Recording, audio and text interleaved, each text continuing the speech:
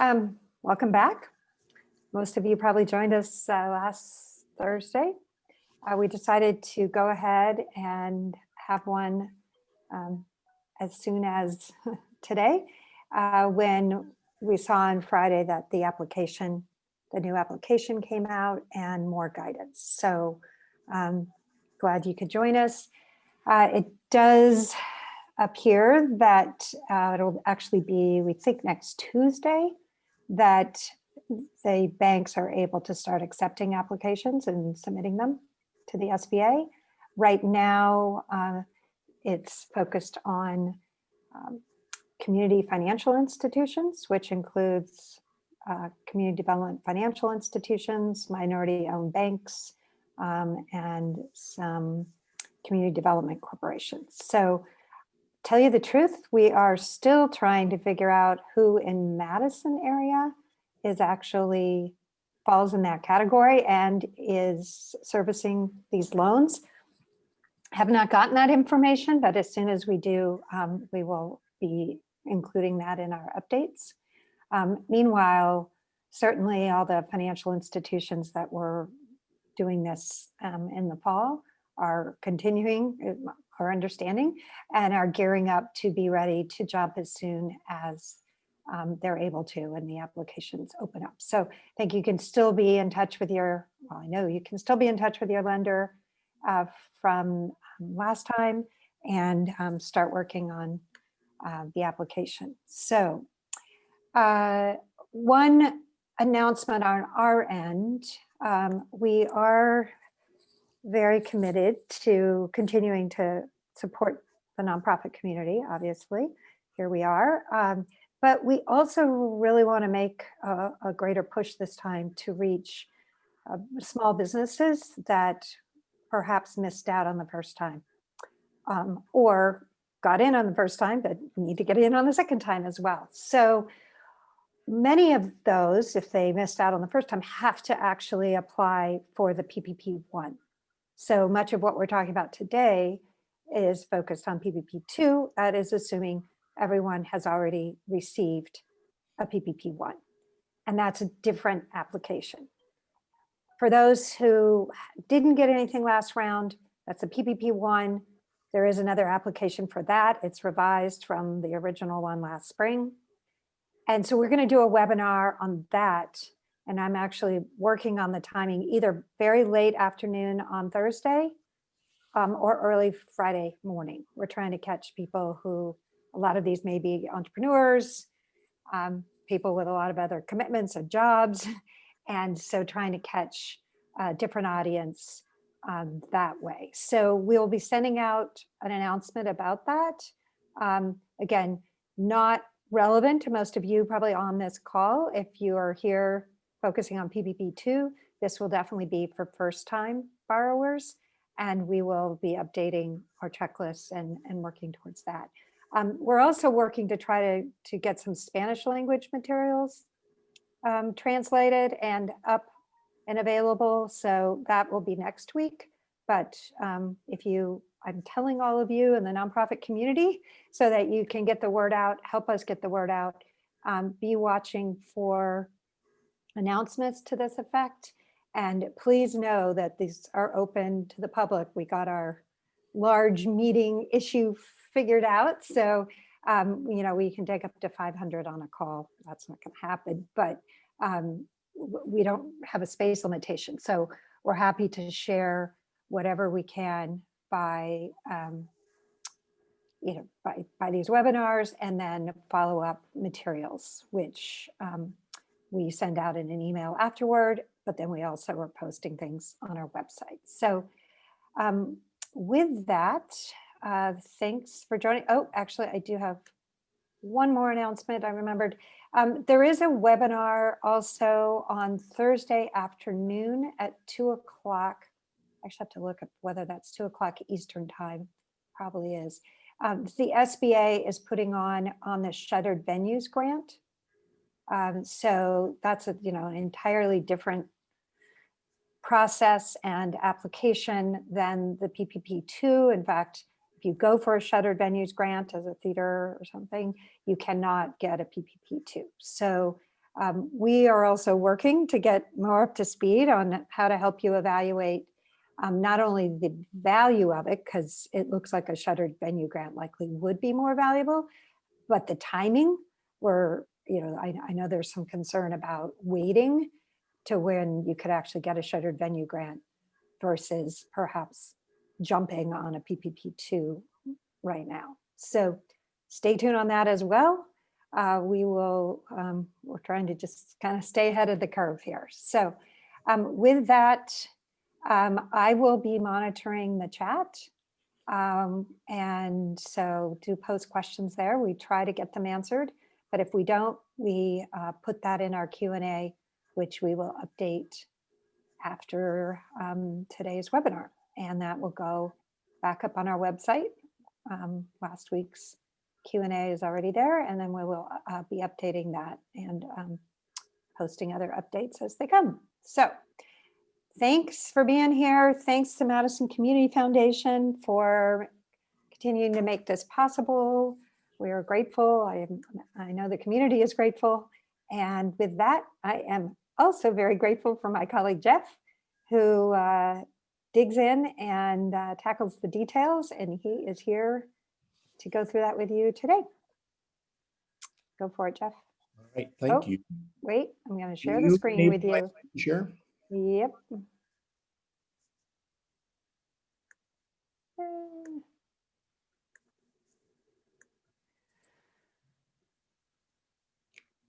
Okay. Yep. Do you have that? Yep. There we go. All right. Are you all looking at a PowerPoint? Yes. Okay. As Melissa indicated, this is a follow-up to the presentation we gave last week based on the application that SBA produced on Friday and the regulations associated with that. And so some of this will be duplicative, but it will also be more specific. And at the end, we're going to go through an actual application. The most substantive clarification that I have for you folks today is that it was not clear in the initial legislation, and I certainly didn't present it in a clear way last week, that what SBA is going to do is they are going to reopen PPP1 for new borrowers. And then those of you who have already taken advantage of the PPP1 earlier in the year, you will be able to access the new, what we're calling PPP2. And just so we all get familiar with the terminology, since Friday, we are starting to call these first draw loans and second draw loans. So to the extent that you are a new borrower under PPP, you would now enter a doorway for the remaining PPP1 funds, and we're going to talk about that a bit. And that for those of you, and that's called a first draw loan. For those of you who have already taken advantage of one PPP loan and now you're taking advantage of the second, this is what's called a PPP2 second draw loan. And the second draws, are what we're going to be talking about today generally. So,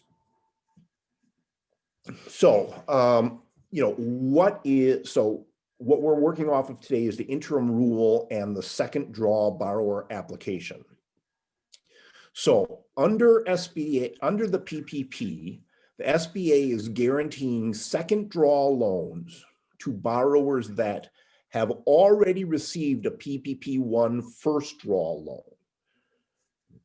and that you have used or will have used the full amount of that PPP1 first draw loan for authorized purposes before the disbursement of the second draw loan. In addition, the second draw loan has to be applied for by March 31st, 2021, which is 10 weeks from now, give or take.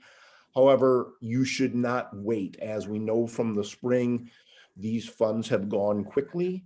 So, you know, once the portal opens, and it's going to open soon, get organized, reach out to your lender.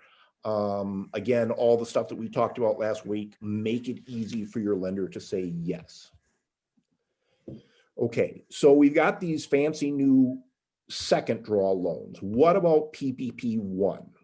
Okay, if you did not receive a PPP1 first draw loan, the SBA has already reopened the PPP1 first draw portal. So that portal that we all accessed in the spring and that closed on August 8th has reopened. And there's $137 billion sitting there. So to the extent you haven't already taken advantage of the program, you can take advantage of it now. In addition, if you are taking advantage of PPP1 first draw loans for the first time, you're going to be able to use the more beneficial criteria that were established under PPP2. So you're going to have an easier road than the people who initially took advantage of it. It's probably not fair, but that's the way it is.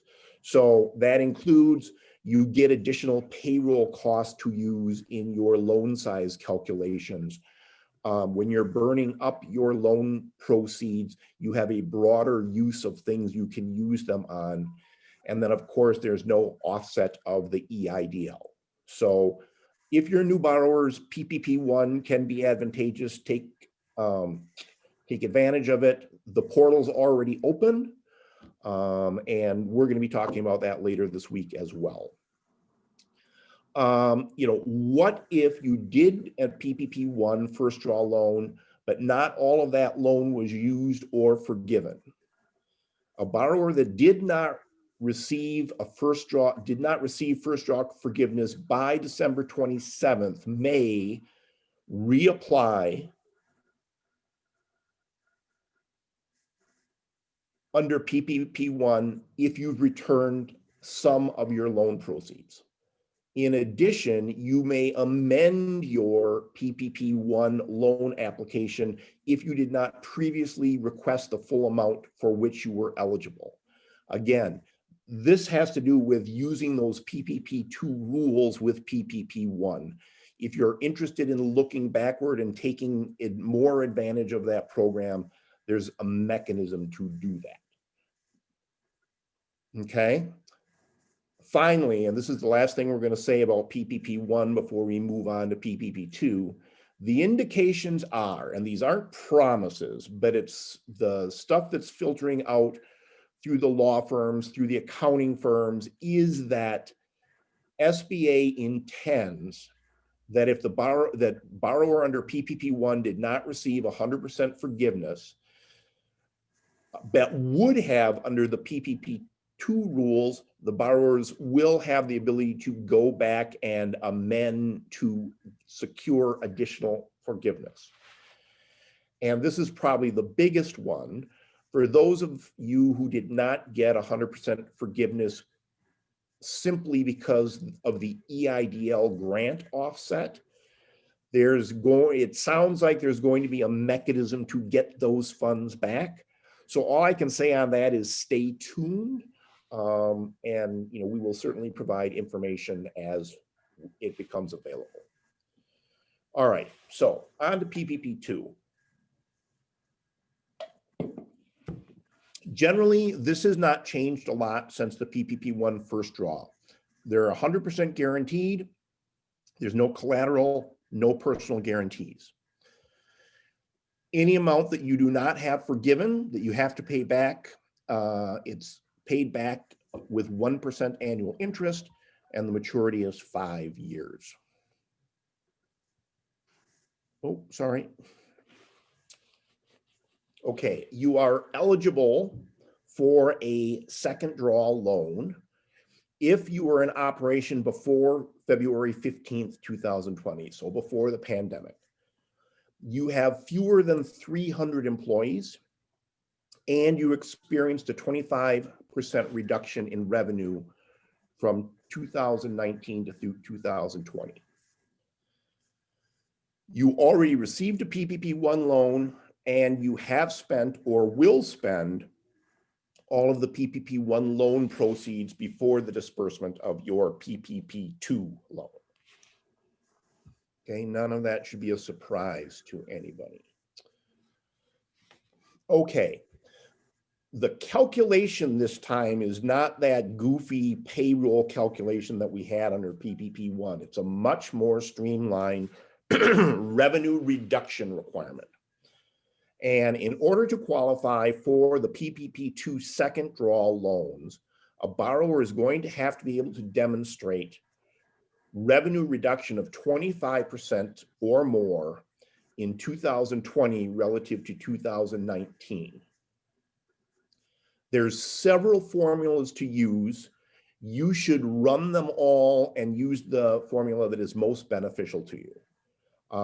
And I guess it doesn't matter the most beneficial, the one that gets you to where you need to go. You need to prove a 25% reduction. There's any number of ways you can do that. Use one of them. But if one of them doesn't work, try the others. So the most common calculation is a calculation where the borrower demonstrates a 25% revenue reduction by comparing gross receipts in one quarter of 2020 with the corresponding quarter in 2019. So if you can demonstrate that your gross receipts in the third quarter of 2020 were 25% off of what your gross receipts were for the third quarter of 2019, you're done. One of the questions that we had last week is, gross receipts do not include the amounts forgiven from your PPP1 loan. Okay, so for those of you who are as accounting challenged as I am, top line revenue that you see on your income statement would normally include debt forgiveness as income or as gross receipts for this calculation. Regardless of that accounting rule, we're not counting them for this purposes. So when you're putting your gross receipts together, do not count amounts that were forgiven from the PPP1 loan. Jeff, can I jump in with one comment? Sure. As of right now, though, we think that pledges, that was a question we had last week, and this is thanks to Kate at Wegner, who advised us on this. Pledges, do show up if they're, irrevocable gifts on your income statement. So if that shows up one of your quarters last year, then at this point, I think it counts as gross receipts, and it's going to mess up your calculation. So hopefully you have a quarter where you did not get a pledge that will, help you demonstrate a 25% reduction, because obviously there's plenty of pledges that get paid over time. That does not mean you have the cash in hand. So that is a challenge. And we will continue to track that issue.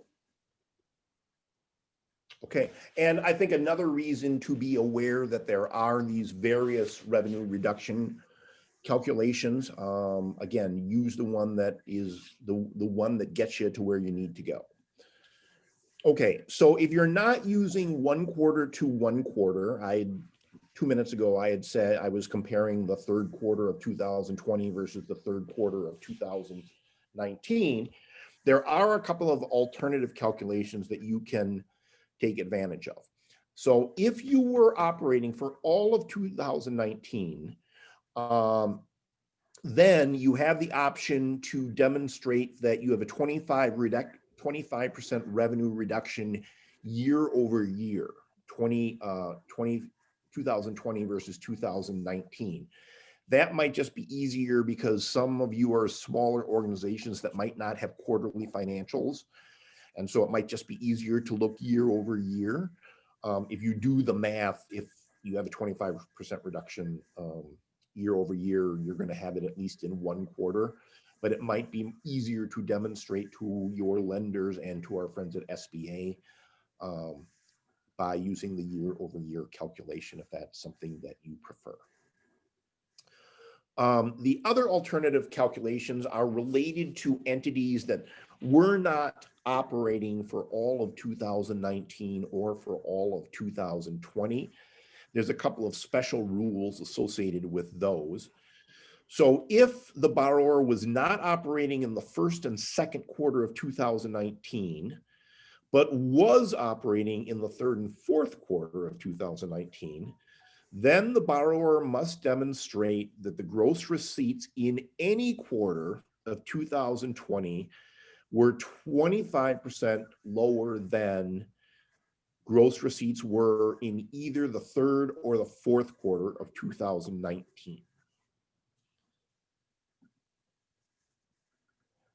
If the borrower was not operating in the first, second, or third quarter of 2019, but was operating in the fourth quarter, then the borrower must demonstrate that the gross receipts from any quarter of 2020 were 25% lower than the fourth quarter of 2019.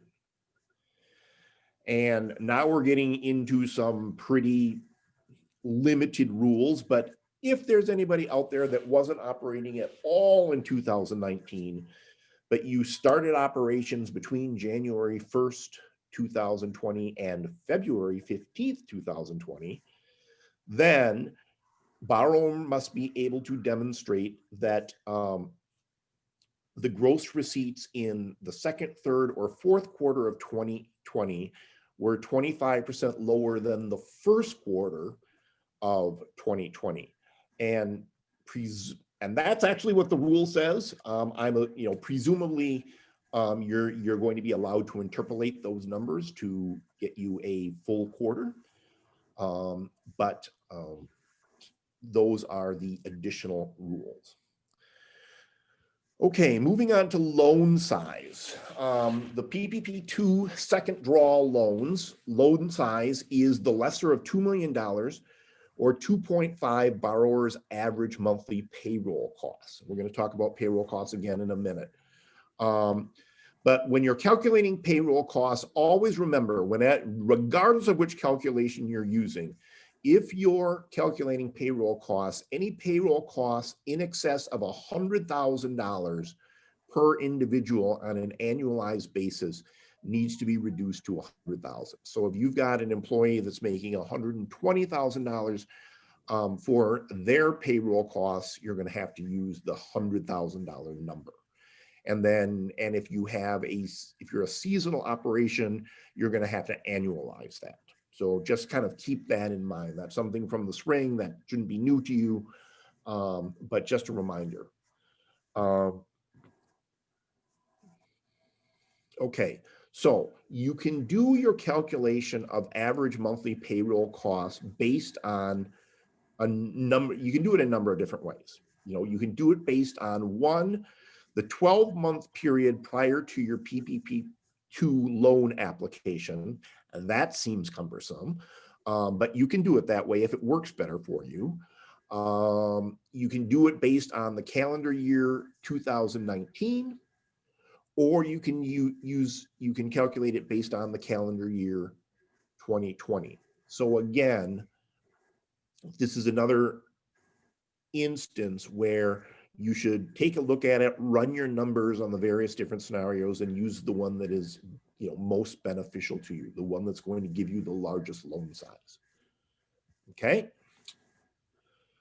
For seasonal employers, and who are the seasonal employers? Seasonal employers are employers that operate no more than 7 months a year, or employers that have gross receipts for any 6 months that are a third less than the gross receipts from the other 6 months of the year. So you know who you are. So what you need to do is you calculate your payroll costs for any 12-week period between February 15th, 2019 and February 15th, 2020. Again, use the number that's going to give you the highest loan size possible. For new organizations, calculate it based on, by calculating, well, wow, I'm just going to start that sentence again. If you're a brand new organization, calculate your loan size by multiplying 2.5 times the average monthly payroll cost since February 15th to 20. Okay. All right. Payroll costs, we've been through this, but it's worth repeating. Compensation for U.S. employees residing in the United States, excluding annualized amounts over $100,000. Cash tips, payments for vacation, allowances for separation dismissal, payments for employee benefits like group health. This is the new one, group life, disability, and vision insurance. You weren't able to use that number before, now you can. And payment of state and local taxes on compensation. Okay. Permitted uses of loan proceeds. Again, we talked about this a bit last week, but always bear in mind, you've got to always be thinking about that 60-40 split. If you want 100% forgiveness, 60% of your loan proceeds have to be spent on payroll costs. It's the Paycheck Protection Program. And it is primarily designed to keep people employed. You can use it for other stuff. You're not forbidden from using it for other stuff. But if your use of loan proceeds for payroll costs fall below 60%, that's going to impact forgivability. Oh, sorry. You can also use it for mortgage interest, for rent, for utilities. And these are the new things that we added this year. Well, for the second draw, PPP2 loans, for software, cloud computing, human resources and accounting, for uninsured costs related to any civil unrest, for supplier costs based on executed contracts, and for costs for PPE and other COVID-related safety guidelines. Jeff, before you go on, just Yep. based on questions. So first of all, there's a question about 2.5 times payroll for 8 or 24 weeks. No, that's 2.5 times your monthly payroll, Your average monthly payroll. your average monthly payroll, right? So the 8 or 24 weeks is the period in which you have to use up that period. Correct. Yeah. And then another question is, what payroll costs are not allowed? And the person says just federal payroll taxes. So the list you have there in this PowerPoint is what is allowed. If it's not listed, it's not. Okay. Okay. Okay, so so now we're moving on to loan forgiveness, which is everybody's favorite topic. Again, I keep beating this to death, but it's worth beating to death. 60% of the loan has to be used on payroll costs. After you receive your loan proceeds, you're entitled to select your own covered period. For those of you who are accessing PPP2, you remember from the spring, that covered period was a moving target. Every time there were new regulations, it changed. But we finally decided, it seems like they've zeroed in on the borrower gets to select its own covered period. So you get to pick the 24 weeks that you are going to use your loan proceeds. And I don't know why you would pick 8 when you have 24. I suppose if you use it all up fast, but you have the ability to, you get the check in the mail or the wire transfer hits your bank account. You can then say, okay, what 24 weeks of the year do we spend the most money? And you can then use that 24 weeks to, use your loan proceeds. So, and you get to pick your own. So you get 100% forgiveness if you use all of your proceeds during your own covered period that you selected yourself and 60% of it was used on payroll costs. Okay, documentation. We're going to move on to the application in a second, but you are going to find that it is tremendously streamlined. But if you are requesting a loan in excess of $150,000, you're still going to have to provide some documentation to your lender. And that's something you can work on with your lender. If you are borrowing less than $150,000, you're simply making a certification. And the SBA can come back and ask you for more information, but you don't need to provide it upfront. So it's a much more streamlined process. Okay. All right. I'm going to zoom to the application. All right. So I'm going to say at the onset, in the spring, we got feedback back that people liked when we filled out the form like it would look.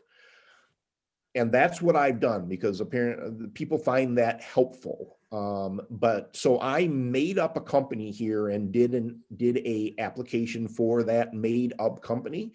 But you need to understand that this is for demonstrative purposes only. You shouldn't fill in what I filled in. You should look at it and say, oh, this is where we do this. This is what we, these are, everything on this page is made up. So just so you all understand that, I'm sure you do, but I'm going to say it anyways. So again, I'm going to show you, it is a very streamlined, that's page 1, that's page 2. And at the bottom of page 3, there is your signature. So this is the whole thing. So again, a much more streamlined application than we had before. So Jeff, we can't see that part of your screen. We still see your PowerPoint. Oh.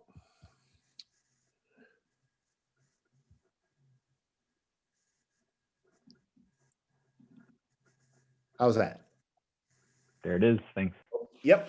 Thank you for telling me. All right. So I'll just go over again. You'll see. So this is page 1. This is page 2.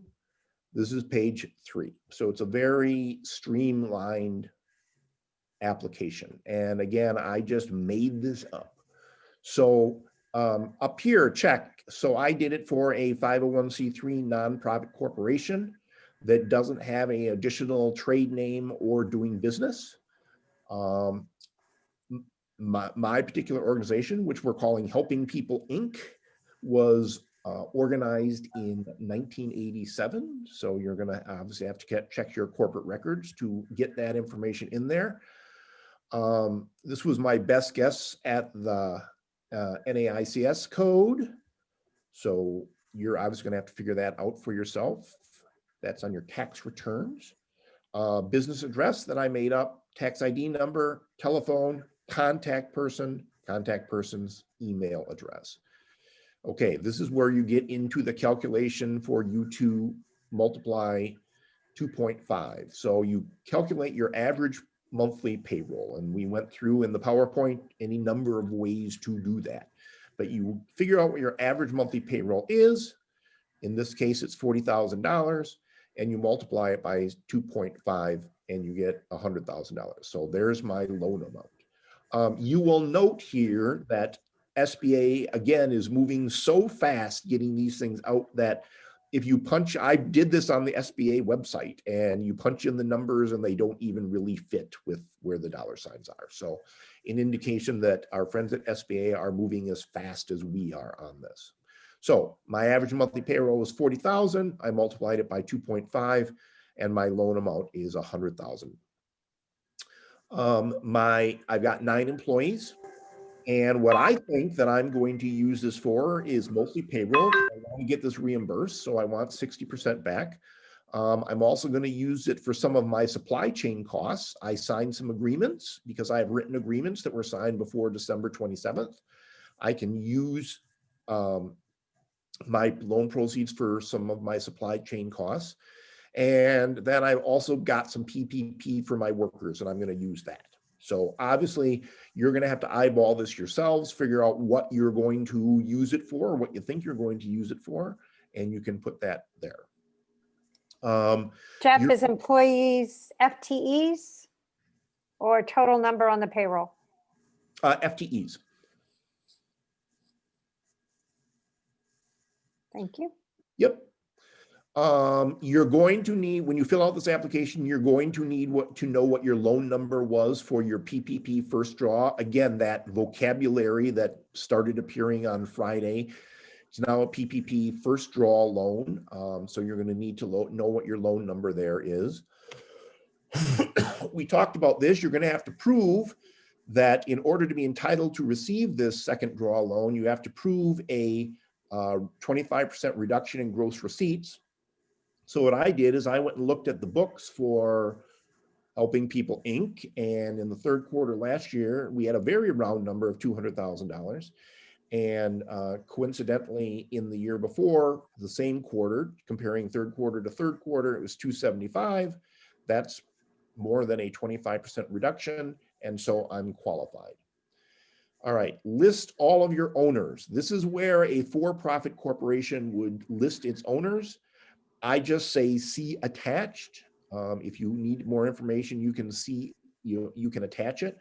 I attach some information, so I'm just going to scoot down here to the attachment and owner applicant. And I say applicant is a non-stock, nonprofit corporation organized under the laws of the state of Wisconsin and qualified as tax exempt under section 501c3 of the Internal Revenue Code. And therefore it doesn't have owners. So if you're not going to list owners, you have to explain why. Feel free to steal that if you would like. All right, and then we just get into the questions. Again, these are just certifications. So basically, these are the questions. Have you ever done anything bad, right? Have you ever been suspended or disbarred, or basically, have you ever, defaulted on any loan? That's number one and number two. And then here I said, is the applicant or any owner of the applicant, do they have common management with any other business, and describe that relationship on a separate sheet of paper? Okay, some of you out there may have affiliated organizations. Okay, so again, if you don't have an affiliated organization, just check no. But if you do, you have to explain that.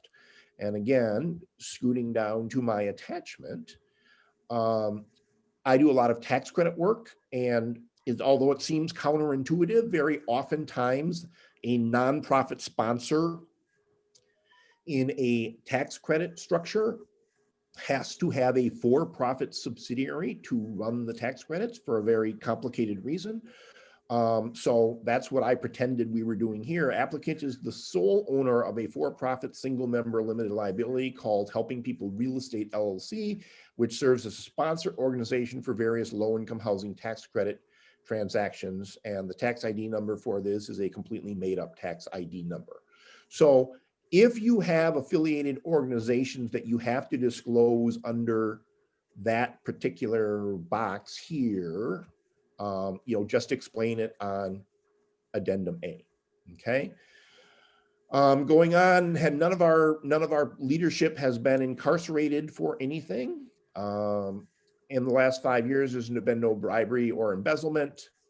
Here's the question: all of our employees are in fact residences of the United States of America. That you're going to answer yes to. We're not a franchise, and we don't have a franchise identifier code. Okay. And then the certifications. These are the various certifications we have. And then you get down here and you have to, again, I've got Mary Smith signing this. So Mary is going to initial each of these certifications. And what I did, and I did in color, I tried to kind of identify what we're talking about in each of these certifications. So we're certifying that we were up and running on or before February 15th, 2020. We're certifying that economic uncertainty makes the loan necessary. We're talking about 25% reduction in gross receipts, and for loans greater than $150,000. With this application, we're going to provide the documentation. For loans that are less than $150,000, we're just certifying that it's true, but we know that at some point the SBA may come back and ask for that information, so have it in your files. You're certifying that you did receive a first draw PPP loan, and that before you get the second one, you will have used all of the proceeds from that loan. Okay. Here you're certifying that funds will be, did somebody ask a question? Okay. Funds will be used to maintain payroll, mortgage interest. These are just the allowed things you're allowed to use loan proceeds on and that you're going to use them for. That you understand that if you have more than 40% for anything but payroll costs, that's going to impact your forgiveness. You're only receiving one second draw PPP loan. You may receive a first and a second, but you can't receive two. Melissa talked about this a bit. For some of you who are in the arts community that may be able to take care of these shuttered venue operator grants, you can't get the PPP2 second draw loans and a shuttered grant. So you're going to have to do some math to figure out which of those will be most beneficial to you. You don't have a close relationship with people in the executive branch or in Congress. You're not an issuer of securities. You're not involved with the People's Republic of China in any way. You're not a foreign agent. You're not primarily involved in political or lobbying activities. Some of you do some lobbying. There are some restrictions on those. We talked about them the other day, but you're going to have to eyeball that. You're certifying here that everything on this is true, and that you will provide information when requested. And then I have Mary Smith, the executive director, signing it. So that's it. The rest of it is kind of rules on how you answer the questions. And then, of course, the addendum that I added and that you should add if you have anything that needs further clarification. So a real straightforward process. Feel free to use that. This is going up on our, I think it is up on our website. So it's up on our website. So feel free to use this as a model. If you have questions along the way, especially when you get to like attachment A and say, how do I say this? This is what's going on. We can certainly help you put some verbiage together to better answer those questions. But that is all I had for the presentation today. Thank you, Jeff. You're welcome. We have a question here. How do we find which banks will be accepting loan applications next Tuesday? First of all, next Tuesday is, I literally got that off NPR, so don't hold me on that one. But I think all lenders who have been participating in this space to date are going to continue to, at least the ones I've talked to. And so I think if you had one that you've already dealt with, you can assume that they too will be, as soon as the portal opens, that they will take advantage of it. So my sense is that right now it's just these community financial institutions, and then it's going to open back up to everyone. It's not going to be some types of banks and then others. I'm not sure, but I think at this point, find a lender. If you need advice on, like, because you don't have one or you didn't have a good experience last time, then text us or email us directly and we will help connect you. Deb, thank you, is posting that she just read online that the number of employees is the average head count per pay period, not FTE. So that actually does make sense to me, but we will, again, that's what the beauty of our Q&A is, we can see what these questions are, which, as you can imagine, are kind of hard to respond to on the fly. And we will evaluate that and put that out there in our Q&A. Question, if we have to have a completed forgiveness application before applying for the PPP2? No, you just need to have it Spent by the time proceeds are dispersed. Okay. You I haven't got a- spent it, start spending. Yeah, couple questions. Why would anyone choose less than 24 weeks, Jeff? I said, well, it's possible that there are programs where you have to use up the proceeds before you can apply again. But I guess you could just use it up even if you had extended it over 24 weeks. Yeah, Okay. I think if someone's electing to use less than 24 weeks, it's being driven by something outside of the loan, that they need to do it for some other reason, because otherwise it makes no sense to do it. Yeah. But yes, if you are using, the only reason you have some unique situation that you need to use it all up. Yeah. Just to reiterate, got a question privately, whether this is the same form for PPP1. It is not. Not. This is It's a new second PPP draw borrower form. application. There is a new form. We are working on that. That is going to be up for either Thursday or Friday's webinar. And we will nail that down yet this afternoon. And we'll get that out. We believe that, and not Melissa and I, kind of the broader people who are talking to lawyers and accountants and politicians, the belief is that the PPP1, the reopening of the PPP1 portal is going to go slower than the PPP2 portal. So there may not be as much of a sense of urgency if you're applying for PPP1 than you are for PPP2.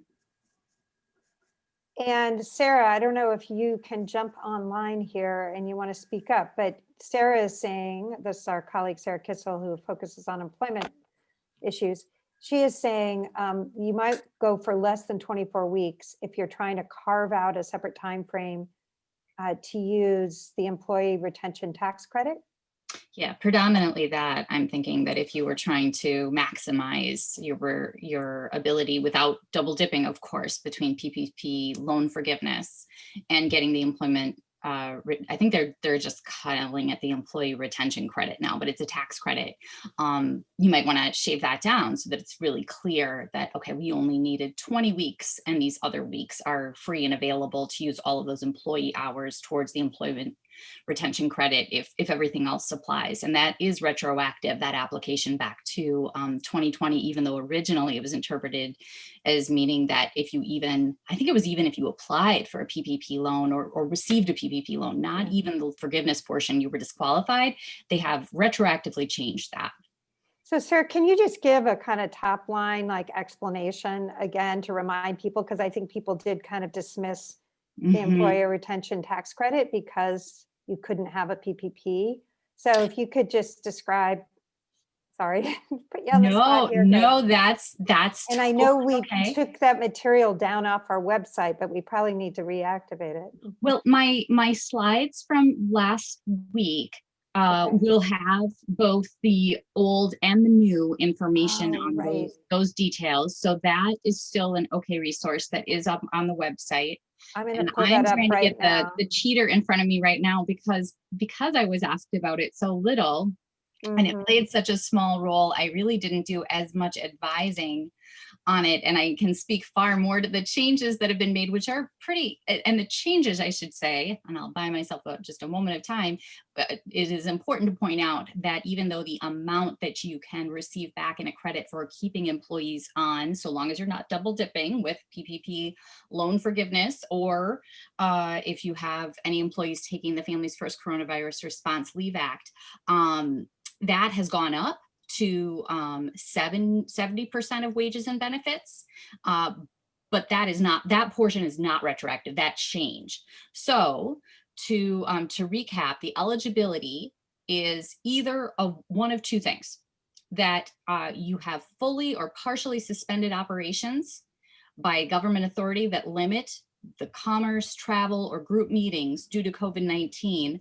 And now, I mean, if looking forward during the period of time for which you're applying for the employee retention tax credit, or it can be that the gross receipts for 2020 were below 50% of the same comparable quarter in 2019. The comparable quarter continues to be 2019, but that has actually changed, shifted to make it an even easier target for quarters 1 and 2 of 2021 to 80%. I'm looking at a sheet and reading this off, so it's making sense to me. Does anybody have any questions? Is that clear? This is why we have Sarah, people. Well, and we will put this back out there too, just front and center, because Sarah did a whole worksheet like in the spring of how this would work for your organization. So why don't we plan on referring to that in our follow-up? And I didn't say this, but I should have at the beginning. Jeff's slides from today are actually already up on our website, as is the marked up application. Yes. So unless you made changes since I did make changes. I told Mary that I would send them to her right after the presentation. I made changes. Okay, sorry. So 98% of okay. my PowerPoint is up now, but We were too on it. Okay. And I'm going to throw this question out to the group in case you all have any insight. Honestly, Jeff, you might know, but we know that PPP1 funding clearly does not count as gross receipts. The question now is, does other funding, such as I'm looking for the name of it, other forms of CARES funding, like HSH CARES Provider Relief, DHS CARES funding. So it's other sources of federal, some of it came from the state, but it was ultimately CARES funding that came from the feds. Does that count as gross receipts? Melissa, can you let me show or share screen? Mm-hmm. All right. Okay, so this is the application form itself. This is page 4 of the application form. Down at the bottom, gross receipts includes, and you have a paragraph of stuff. So that's kind of the technical rule right there. So if you have questions about whether some element is to be included in gross receipts, you should be able to find it in this. Okay.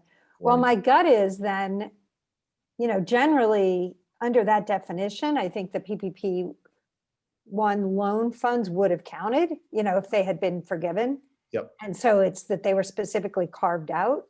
Yep. So I'm guessing, given that they weren't carved out, if there isn't a carve out for other types of CARES Act funding, then it probably does count.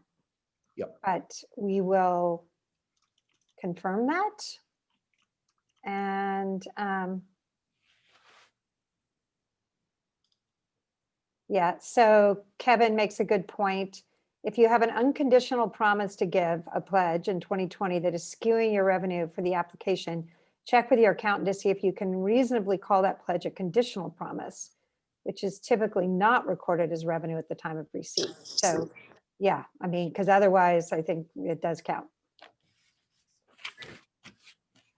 All right, we don't need to filibuster here. Good choice of word. Any other questions? Otherwise, we will let you go. I can see there's can I use the 2020 W3 for average payroll amount? Or can I include some other cost? We got to get down into some details on that one. So, okay. Thanks everyone for participating. Like I said, stay tuned on the PPP1. Please help us get the word out. We're talking independent contractors, entrepreneurs, you know, small business people, people who might be in food service, in cleaning, you know, you name the spectrum, everyone can apply, and we really want to help get the word out. And it's more than the word, right? I think there's plenty of people that know about it, but we're really trying to make the connection to work through on a step-by-step and to connect to lenders. So Yeah, thank and you. Melissa, if I can jump in on you, Yeah. just, you know, the feedback that we've gotten from people is that organizations, mostly small businesses and entrepreneurs who have not taken advantage of this program, it's largely driven by the fact that they're not usually consumers of legal services, and or, you know, this is this big government program that seems complicated and has all these rules, and so they just, you know, they don't even engage. So if you can, you know, if you know people like that and can reach out, you know, we certainly, what we're doing here is trying to help demystify some of these programs so that people can take advantage when their instinct probably isn't to. That's it. Great. Okay. Thanks all. Stay tuned. If there's more developments, we'll see you again next week. Otherwise, we'll keep releasing some written advice.